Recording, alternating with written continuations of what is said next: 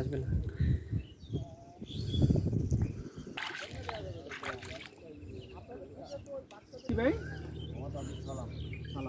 মানে আমার বাসায় এখানে, আমি কালকে থেকেই দেখতেছি, কালকে সকালে বিএসএফ ওদিকে পার করে দিয়েছে। ওরা তো ওই কাজটা ঠিক করে নেই, মানবাধিকার লঙ্ঘন করছে। দেশে তো সংবিধান আছে, আইন আছে, ওরা বুঝতে পারতো। মানে আর ওরা তো বাংলাদেশি নাগরিক না, ওদের আধার কার্ড আছে, ওদেরকে ইন্ডিয়া ফেরাই নেওয়া উচিত। আর ওরা কালকে রাত থেকে এখানে আছে, রাত্রে অনেক বজ্রপাত বৃষ্টি, ওরা এইভাবেই মানে কাটাচ্ছে। সারা রাত এখানে আইলে ছিল, অনেক পানি, ওইভাবেই আছে, খাওয়া দাওয়া নাই, তাদের ঘুমানোর কোনো সিস্টেম নেই। বাচ্চা ছিল ছোট ছোট, অনেকগুলো বাচ্চা দেখলাম। বিএসএফ যে কাজটা করছে এটা ঠিক করে নাই। এখনও 10 জনকে এভাবে পানির মধ্যে আছে। যদি ওরা ফিরন নিয়ে নেয় তাদের তো আমরা ঝামেলা থেকে মুক্ত হয়ে যায়।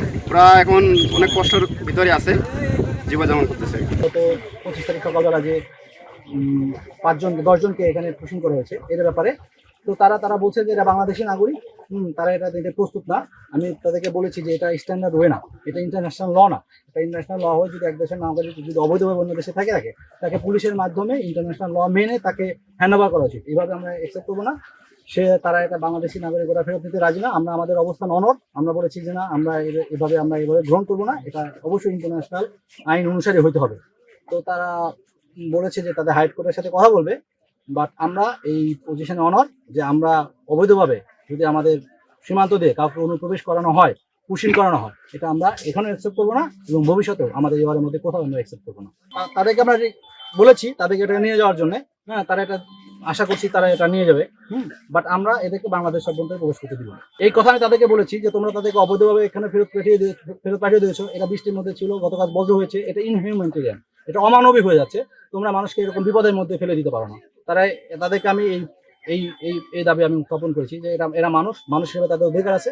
তোমরা একজন মানুষকে ধরে অবৈধভাবে পুশ করে থেকে তাকে বিপদের মুখে এবং অমানবিকভাবে তাকে ফেলে রাখতে পারো না। এই কথা আমি তাদেরকে উল্লেখ করেছি। তারা বলেছে, তারা অস্বীকার করেছে যে তারা তাদেরকে এভাবে কাঁটাতারে ব্যবহার করে তাদেরকে ফেরত পাঠায় নাই। কিন্তু এখানে ভিকটিম আছে, এখানে তাদের সাথে কথা বললেও আপনারা বুঝতে পারবেন।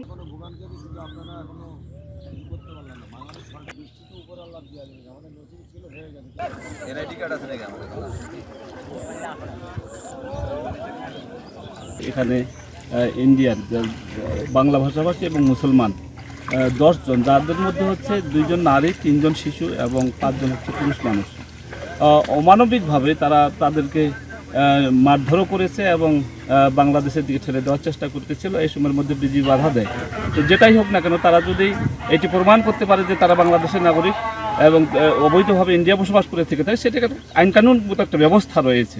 তা না করে তারা আইনানুগ ব্যবস্থা না নিয়ে একেবারে অমানবিকভাবে এই ছোট বাচ্চাগুলোকে, এই যে মহিলা 2 জন রয়েছে তাদেরকে এই ঘন্টার পর ঘন্টা, দিনের পর দিন এভাবে করে যে এখানে সেখানে করে অহেতুক কষ্ট দিচ্ছে, এটার আমরা তীব্র প্রতিবাদ এবং নিন্দা জানাই। নির্দিষ্ট মেয়াদ অন্তে বাংলাদেশের পররাষ্ট্র মন্ত্রণালয়ের মাধ্যমে যথাযথ যাতে মানবিক কায়দায় তাদেরকে যেন ফেরত দেওয়া হয়।